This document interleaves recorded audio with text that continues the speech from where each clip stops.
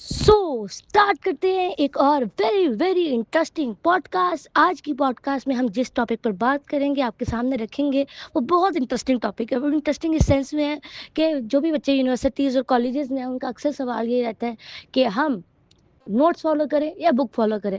मैं आज आपके सामने दो पर्सपेक्टिव रखूंगी। अब आपने जज करना है कि आपके लिए क्या बेहतर है। ऑल्दो और मेरा पर्सपेक्टिव भी आपको इसी वीडियो में मिल जाएगा। So number one is that जब भी हम अपनी यूनिवर्सिटीज़ और कॉलेजेस में बच्चों को कोर्सेज लगवाते हैं, कोर्सेज पर पढ़ने होते हैं उन लोगों को, तो हर टीचर का अपना स्टाइल होता है। कुछ टीचर्स नोट्स को प्रेफर करते हैं और कुछ टीचर्स बुक को प्रेफर करते हैं। जो बुक को प्रेफर करते हैं, नोट्स को प्रेफर करते हैं, वो गलत नहीं करते, क्योंकि उसमें ना कहीं जो क्लास का माहौल होता है ना, ये क्लास के बच्चों का एक सोच होती है, वो इन्वॉल्व होती है इसमें। टीचर का ऑफ कोर्स टीचर की भी मैं कुछ राय नहीं दे सकती because I am also a teacher.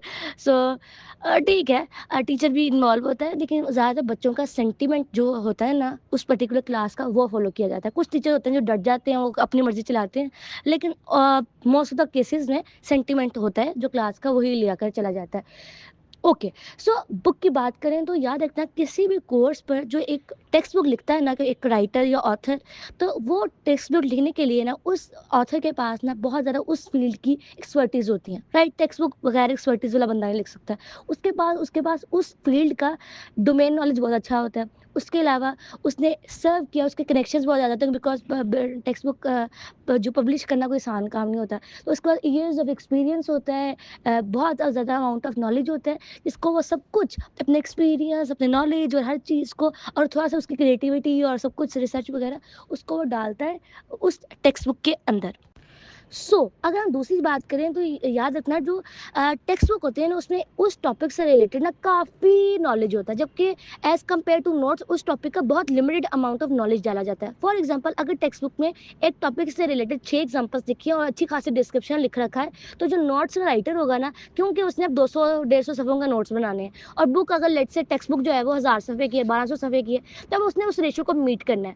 तो क्यों? ऑफ कोर्स नहीं यार। तो इतने, क्योंकि अमाउंट, क्योंकि कॉपी होने होते हैं नोट्स, उसके बाद बाकी सारे बहुत सारे एलिमेंट्स होते हैं नोट्स लिखने में, तो उसने उसको कॉपी करना, तो वो उस 6 एग्जांपल्स के मुकाबले में अपने नोट्स के अंदर से 2 एग्जांपल डालेगा जो उनमें से बेस्ट उसको लगेंगी, और उसमें भी वो सारी डिस्क्रिप्शन नहीं लिखेगा।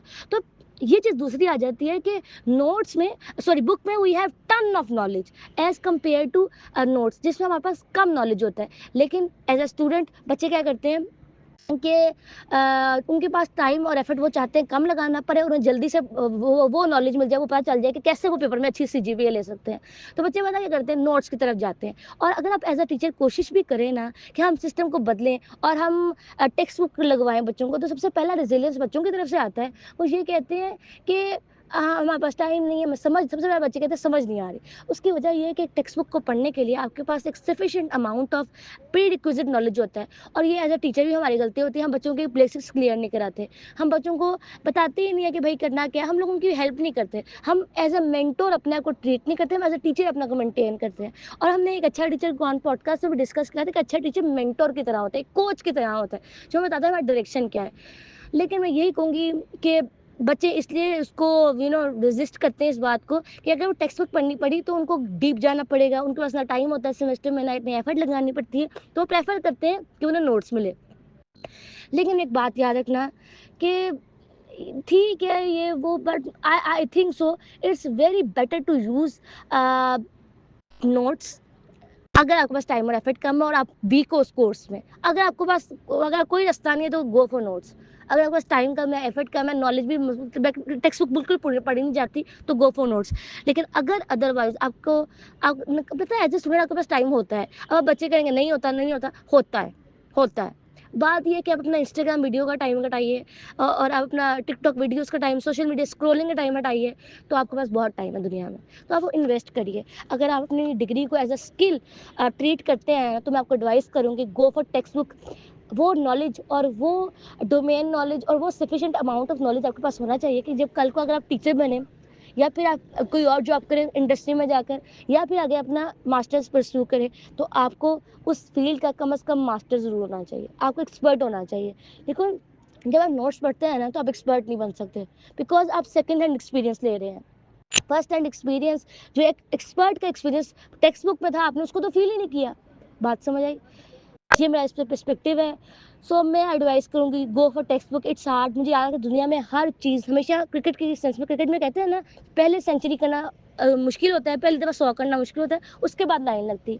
तो आपको भी ज़िंदगी में पहली टेक्स्ट बुक पढ़नी मुश्किल होगी, उसके बाद आपको तरीका समझ आ जाएगा, अपना समझ आ जाएगा और ऑथर का समझ आ जाएगा कि उसको कैसे पढ़ना है, ठीक है? तो go for it. I hope कि मैं because as a educator, as a teacher I want next generation to be better than us.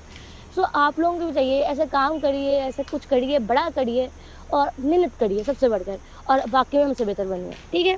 So I hope कि आपको मुझे मेरा पर्सपेक्टिव मिल गया होगा और आपका खुद का पर्सपेक्टिव इस पे क्या बनना चाहिए। आपको नोट्स को फ़ॉलो करना है, बुक को फ़ॉलो करना है।